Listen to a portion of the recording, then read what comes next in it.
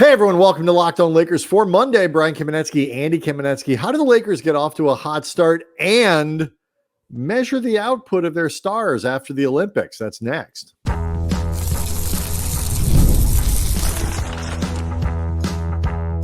You are Locked On Lakers, your daily Los Angeles Lakers podcast, part of the Locked On Podcast Network, your team every day. Thanks to everybody for making Locked On Lakers first listen of every day, Monday through Friday. No matter how or where you get your podcast, it's always free and never behind a paywall. And Locked On Lakers on YouTube is where you can go hang out with over 25,000 subscribers to the channel, all of whom, Andy, are starting to look forward to the regular season now that the Olympics have wound down. And we've taken a look at the schedule. There are a couple wrinkles that we didn't get to in our show for Friday. And so want to cover them here, including some of the challenges that come following the All-Star break, which makes our starting topic, Andy, all the more relevant. Anthony Davis, we talked a little bit about this on Friday, but Anthony Davis alluded to it as well. Like, coming off the Olympics and all that, he said, we may have to kind of moderate a little bit. You don't know exactly what that means, but the Lakers will be certainly keeping a very close eye on both Anthony Davis and LeBron James. We'll get into how that could influence the start the Lakers get off to. Do want to let everybody know that today's episode is brought to you by Game Time. Download the Game Time app, create an account, and use the code LOCKEDONNBA for $20 off your first purchase. Terms apply. So the Lakers, it really would be in their best interest to get off to a rock solid start this year. I realize it is not rocket science to say that for any team, but is particularly important to the Lakers relative to others because of the way they're put together. Right, which brings into question what Anthony Davis was saying about possibly LeBron and him with the mileage that they added with Team USA. It's not as strenuous as an 82-game season, but it's part of the typical downtime that they might need to ease a little bit during training camp and the preseason games in the beginning of the season, which, as we talked about on Friday, I think they need to be very careful about how they do that and not err too much on the side of making training camp feel borderline optional, because you've got a brand new coach who, forget implementing a new system, he is implementing a new skill set. He's never done this before. He has a staff that's never worked together before.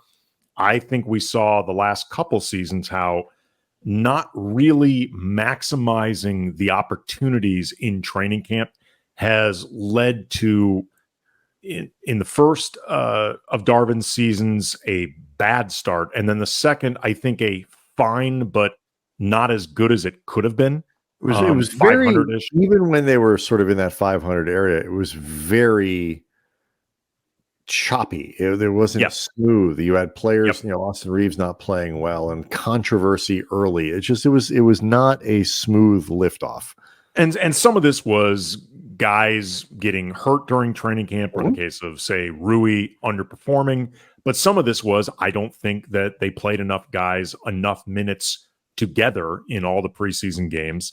That becomes problematic, or potentially problematic this year, beyond the stuff I talked about with Redick and beyond the fact that the West is just so difficult, period. If you look at the Lakers' schedule right around the All-Star break, a little bit before and then definitely afterwards, in 30 games, you've got 2 games against the Bulls, 2 games against the Blazers, 1 game against the Nets, and then right before the All-Star game, 2 in a row against Utah, post-trade deadline, which could mean that they've moved everybody that matters other than Lauri Markkanen, and they could already be in the Cooper Flag sweepstakes mode. Right. And Lauri Markkanen, while still on the team, could have come down with some sort of infirmity. Some type of bubonic plague. Yes. But who knew? But beyond that, though, this is the Lakers' schedule 2 games before the All-Star break and then everything afterwards. Hosting Utah, at Portland, at Denver, hosting Dallas, hosting the Timberwolves, hosting the Clippers, second end of a back-to-back, Pelicans, Knicks, at the Celtics, at Brooklyn, at Milwaukee, at Denver, second end of a back-to-back, hosting Phoenix, hosting Milwaukee, hosting Denver, second end of the back-to-back. Chicago, you get a little break against a tanker. Then at Orlando, at Indiana, at Chicago, back-to-back, but again, a tanker.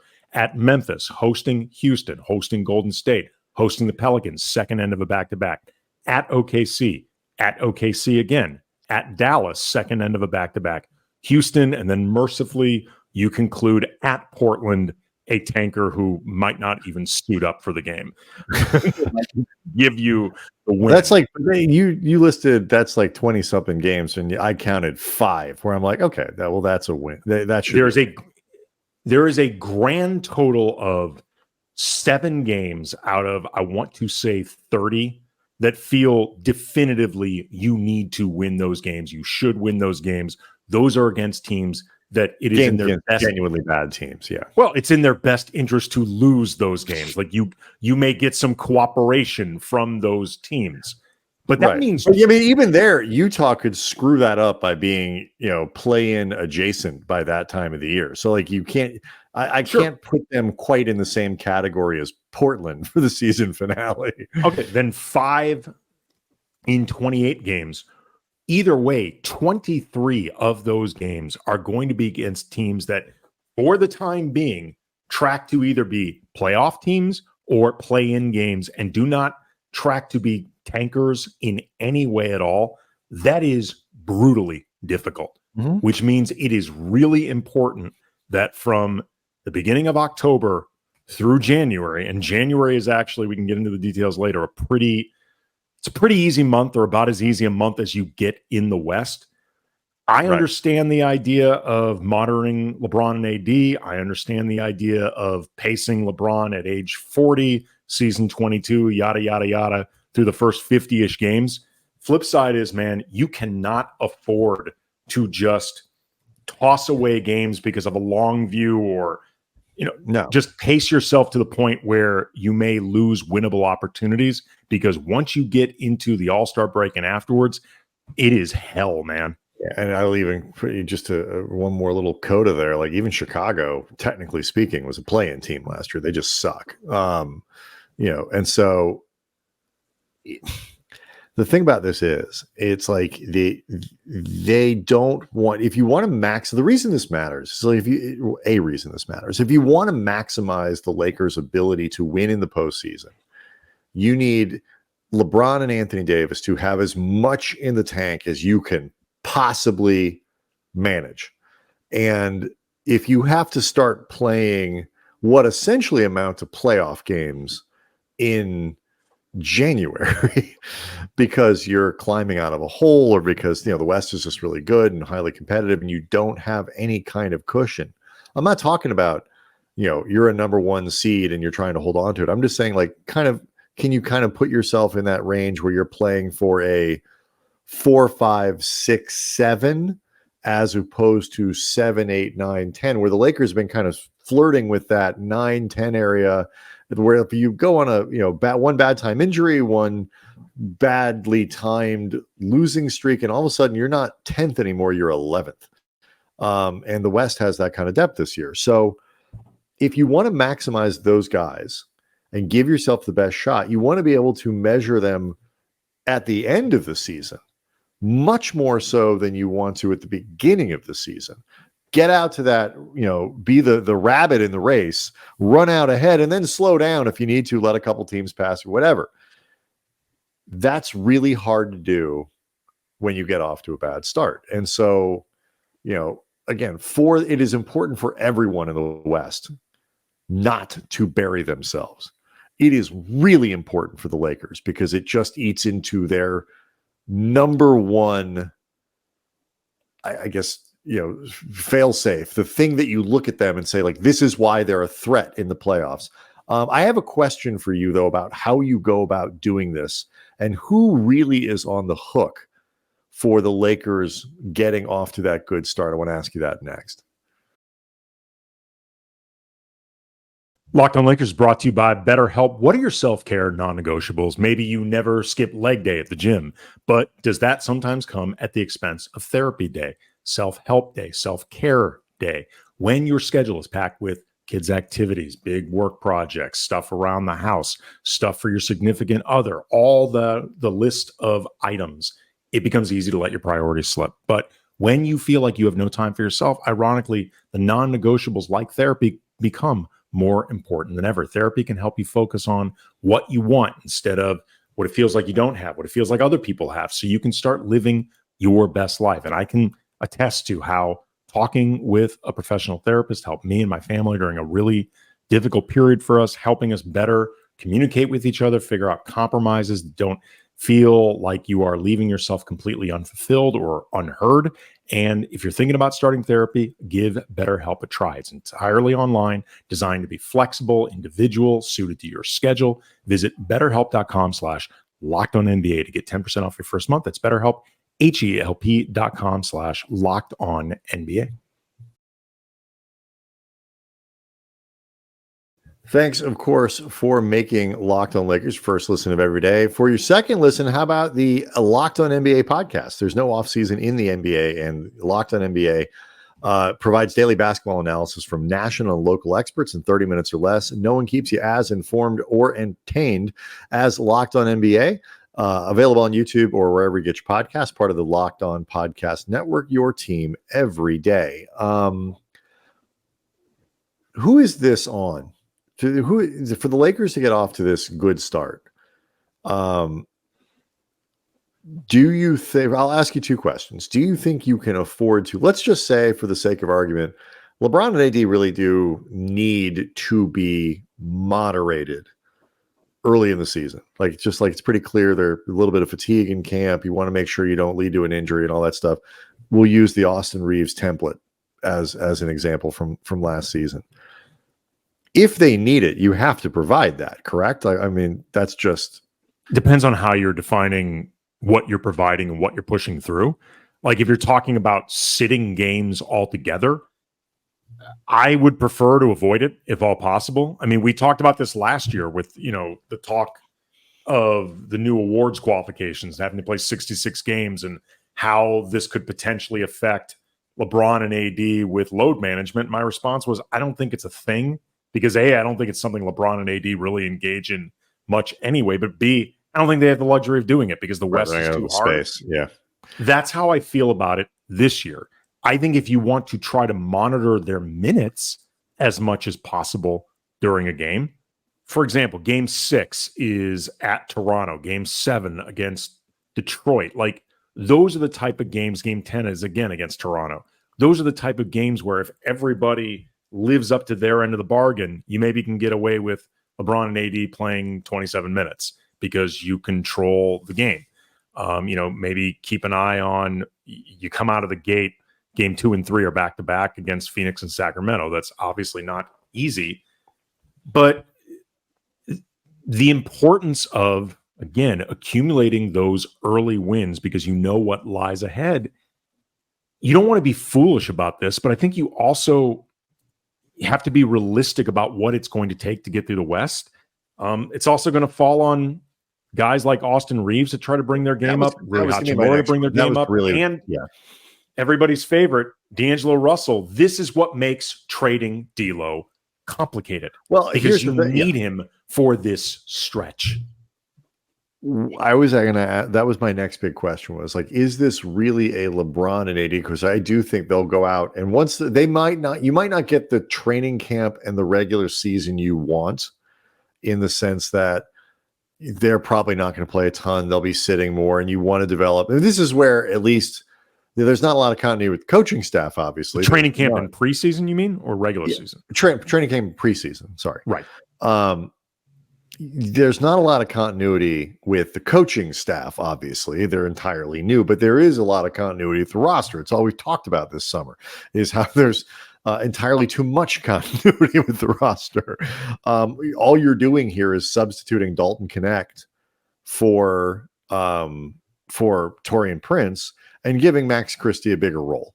Like that is it. That is the sum total of the difference in your rotation. And so, but it's not like Christie wasn't there. It's not like he doesn't know these guys. And so you're really integrating. No, he watched them a lot. He did. Many conversations on airplanes and other places like that. But like, you are only really integrating one player. So as much as this feels like an AD and LeBron thing, like, you know what, you guys are going to have to push through it. And that's kind of your obligation based on the choice to go play in the Olympics, which I 100% support. Had a great time watching. Glad you did, but it can't come at the expense of the season. And so you've said this last year, and it remains equally true. The best way to rest guys is to pound the teams that you're way better than. So it is those Toronto games, whatever, where don't muck those games up. But how much of this is really an Austin Reeves question, a Rui Hachimura question, a you just got paid Max Christie question? Dalton Connect, we need 15 to 18 quality minutes out of you right out of the gate. And of course, D'Angelo Russell needs, like you say, to be the guy that's hard to trade because he's really good, as opposed to hard to trade because he's not playing well and nobody wants him. I mean, it's everybody. The West is too difficult for long stretches where D'Lo, Austin Reeves, Rui, and Rookie of the Year candidate Dalton Connect are carrying the day because LeBron and AD are both coasting, playing 25 minutes a game. You can't do that. Like, it's not possible. Everybody is going to have to hopefully not carry more than what you expect from them, but they're going to have to carry what's expected of them. And what's expected of Reeves? I mean, just while you're on that, I didn't mean to interrupt you, but like, what is expected of him? Things in my mind, at least, I think he needs to be, I don't know, pick a percentage, 10% better, 12% better than he was last year, 15% better. Certainly needs to start the season better. But even the Reeves that was pretty good, I think, by the end of the year was playing well. You just need the next, whatever the next step looks like, 15% better. They need that from him. Like, I think that's got to be the expectation. Would you agree? I mean, sure. He needs to become, assuming there is a next level to reach, he needs to, I think, come out of the gate, if not having completely conquered that level, certainly showing signs that he knows how to get there. I think it'd be very, very helpful if Rui got off to a good start. He had a terrible training camp last year, which got in the way, combined with injuries, with him having a good start to the year. Obviously, you need Vando healthy. You need Gabe Vincent healthy.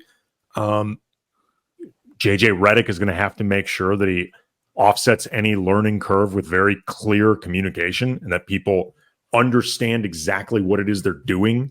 Right. So buy-in is not a problem from the outset. But again, it's on everybody and understanding. It's like, I'm not worried about people like rebelling against Redick that early in the season, but everybody's got to understand. Like, you got to really know. If they don't understand, there won't be buy-in. Right. Well, I see what you're saying. Yeah. No, I'm not talking about open rebellion or the passive aggressive comments. Yeah, no, I understand what you mean. That makes more sense. I look at it this way too with Reeves. Like, part of the problem with Austin last year was that, to go back to the D'Lo conversation, Russell was, I think, on balance, clearly better over the course of the regular season than Reeves was, if you take the whole thing in totality. Absolutely. That needs to be, at the very least, far less clear this year. Let's assume Russell plays at the same level that he did last year. There needs to be much less space between the performance of Reeves and the performance of Russell, to where you either can say, you know what, Austin's been the third best player this year, or you're at least having the debate about it. Okay, here's one way that I guess if you're looking for something specific and tangible that you could see from Austin, if it were up to me, I would start, assuming he's healthy, I would start Vando at small forward, just because I think it gives the most defensive optionality, helps with the rebounding, all the stuff we've talked about before, over Rui. But if JJ Redick opts to go with Rui, continuation of last year's starting lineup, Reeves needs to show. By the way, when you said that, everybody was like, "Ooh, wait, is he going to move? Are we moving Russell to the bench?" No. I don't. Well, okay, if you want to move, start Vando and like everybody's antenna went up. Like, wait a minute, is this somehow a lineup that no. pushes D'Lo to the bench?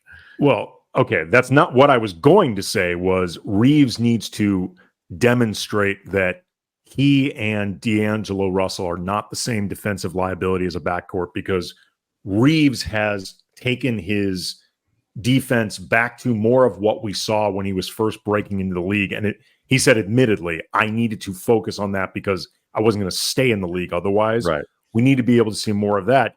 If you want to talk about it being D'Lo moving to the bench, which I don't see happening because I don't think it's a particularly good idea, but that would mean Austin Reeves showing that he is at the level of D'Lo as a playmaker to where he could be the secondary guy with LeBron, move D'Lo to the bench, and the offense still functions as well. I do have a theory though of what you're like, how you know when you have the space to trade D'Lo. I talked about this a little bit with Anthony Irwin last week while you were out. I want to run it by you, and we'll get into a little bit of news about some trade deadline stuff with LeBron and the Golden State Warriors. We'll do that next.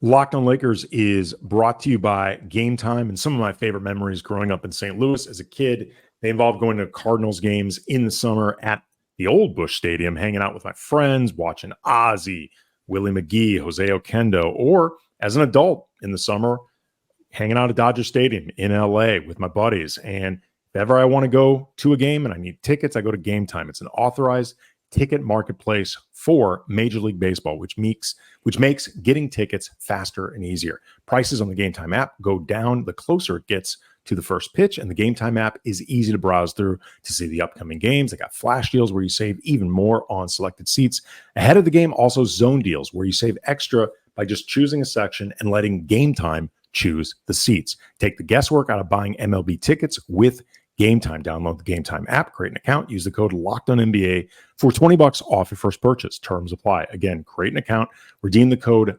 LOCKEDONNBA for $20 off. Download Game Time today. Last minute tickets, lowest price guaranteed. The point I made to Anthony was if you want to be in a position where you can trade Russell and you're not doing it where, go back and I don't want to put words in Anthony's mouth or describe his take on this. Go listen to his show where he talked about it. We talked about it on our show at length. So you can go back and find his opinions on this. But I think if you want to put yourself in a position where trading D'Angelo Russell is easier, you have to be in a place where he's no longer your third best player. And the way to do that isn't by reducing his importance on the team. It's by other people leapfrogging him if possible, or making that, making Austin Reeves gets better. Rui Hachimura goes, ooh, okay. Like, there's another gear there. There's another step. I said I needed to see more from like Rui before I was like, not so, a little worried about that contract and was playoff Rui. I think by the time he got back in the starting lineup, there was stability in his role. He showed, okay, bad playoffs notwithstanding, that was pretty productive for him over the second half of the season there. Is there another level there? I don't know. That's how you do it. Let's assume Russell keeps the same level. You find ways just that he's just, because the other guys got better, right? He's not your third best player anymore. And that's, if you get to that point, then by all means, the pressure is much more. You don't need quite as big of a return at that point. You can trade him more strategically. But that's it. The Lakers are going to. I don't think there's a lot of stuff that's necessarily unrealistic there. I do think Austin Reeves can be better this year than he was the year before. Just not playing with Team USA, I think is going to help him. I do think, the Olympic experience could help Rui a little bit. Assuming he's healed up and all that kind of stuff. The Lakers will have Jared Vanderbilt, which will make a difference. I'm projecting and assuming they will have Gabe Vincent, which will make a difference. I don't think it's an unreasonable thing to say that Dalton Knecht, at the very least, can replicate what Taurean Prince did and maybe even be a little bit better, on a minute-to-minute basis. I think that's possible. Roles won't be exactly the same. Max Christie is better be a better contributor than he was last year. Like there is room for improvement on this roster. The tricky thing is, can all of those things happen at once? Because that's really the Lakers need everything to kind of run at a maximum, assuming no big transactions. If they're going to reach their ceiling and have a chance to compete with the upper tier of the NBA, all of those things need to happen. And that's a tricky thing. Yeah, everybody has to stay healthy. Everybody has to stay on the court. Everybody has to contribute. And guys have to play above their station. You know, one of the, we can get on to the news about, the details, I should say, about the last trade deadline talks between the Lakers and Warriors involving LeBron that got nixed. A little wrinkle courtesy of Mark Stein revealed in his Substack that everybody should be subscribing to. But everybody playing above their station is the way you make D'Angelo Russell more expendable, or Rui more expendable, or pick a guy whose contract would put them naturally in trade talks. Gabe, Vando, maybe even Austin, whoever. Because no matter how you do this, you're going to be trading someone who's in your rotation because the Lakers just don't have spare parts that make enough money. Right. That's how you do this. The idea that, and that Anthony brought up that I just don't think really holds water or makes much sense. The idea of reducing D'Lo's role in anticipation of him eventually getting traded, which you don't know for sure is going to happen, but reducing the role of one of your best players, or, like Anthony said, I want to give Austin the keys and see what he's capable of doing. You don't give Austin the keys. Austin has to earn the keys, because giving him the keys, if he's not ready for those keys, is like any teenager who drives, they crash the car. And, if other guys are not ready for an elevated station on this team, all benching D'Lo does is make the team worse. Right. And it's not, and again, in a different context, car accidents, to use the metaphor, would actually, it would be okay. Like certain teams are constructed to where, like, you know what, we're going to do this where we get a few accidents on the way, but ultimately we're going to either figure something out, or it's going to be, and if it works, it's going to be better for us. But because we have either we're just not that good, and it's like, what are we clinging to? Or we're so good that we know we have the ability, the airbags, if you will, to absorb some of the problems. The Lakers are driving a car without airbags. You can't, and they don't even have insurance, Andy. You can't be both trying to squeeze every drop out of the LeBron AD era while also experimenting to see, let's just, throw this guy out there in the deep end and see if it works. You cannot do both at the same time. And that's among the issues I had with, I would agree, with that idea of benching D'Lo or just looking to trade him for the sake of getting him off the roster. So, you mentioned the we'll get a little bit more into this maybe for tomorrow's show as well, but like it was Ramona Shelburne from ESPN reported that there were sort of, if LeBron had wanted out at the deadline, that the Lakers would have, we wanted to go to Golden State, wanted to play with Steph and all that kind of stuff. The Lakers would have tried to accommodate him. Interesting nugget from Mark Stein about why that didn't happen. One of the reasons, at least, it didn't happen. Yeah, this was from Mark Stein, quote, "It is believed that the Lakers would have reluctantly entertained trade conversations with the Warriors before last February's trade deadline if James wanted them to seriously engage Golden State on a potential deal. Yet league sources say that the reported talks between the teams at the time never got that far, in large part because James's agent, Rich Paul, was adamantly opposed to the idea of James swapping Southern California for Northern California." Later went on to say, quote, "Sources say Paul implored both teams to scrap the concept despite some owner-owner dialogue between the Warriors' Joe Lacob and the Lakers, Jeannie Buss, and Green's, being Draymond's, determination to lobby James to push for a relocation to the Bay Area, largely because Paul wanted to insulate James from potential backlash over switching teams for the fourth time in his career." So the idea that the optics of moving to the Warriors, teaming up with Steph, would, in Rich Paul's eyes, be bad for the perception of LeBron, the legacy of LeBron, all of that stuff, as we know he is certainly close to winding down his career. And I personally, I think I don't think Rich Paul is making broad decisions and evaluations without a fairly high comfort level as to what LeBron would think about these things too. We'll continue this conversation, whether it's later this week or tomorrow, because we do have some guests lined up for the week. It's interesting, not because of what if Steph and LeBron had played together, and the Olympics would have been like, wouldn't that have been interesting, cool, whatever. What would the Lakers have gotten back? It's interesting because of what it says about the relationship between LeBron and LA, LeBron and the Lakers, and sort of what this is built on, and what the sort of future looks like, why he signed a 2-year deal, beyond this, not just the 1-and-1 that people expected and stuff. So we'll get to that later in the week. Locked On Lakers on YouTube is where you can go hang out with over 25,000 subscribers. Do leave us questions. Do leave us comments. Mention we got a couple guests lined up for this week, but we are still very much in, hey, do you want that guy's season or a woman's season? Who would you like to see on the show? Just so you know, this week it's going to be Law Murray from The Athletic. He covers the Clippers. We'll talk a little bit about these teams, where they both stand in LA, and also how the dynamic between these teams could change with the Clippers moving into their own building. Yep. And also we're going to have Michael Pena from The Ringer, who has a recent piece out for the site about how the Lakers have squandered the LeBron era.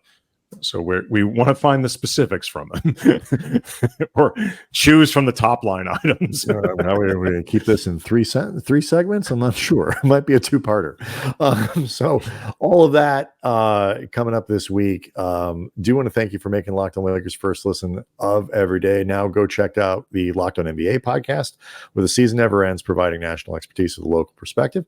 You can find the link to Locked On NBA in the description, so you don't need to search. Part of the Locked On Podcast Network, your team every day. We'll see everyone tomorrow.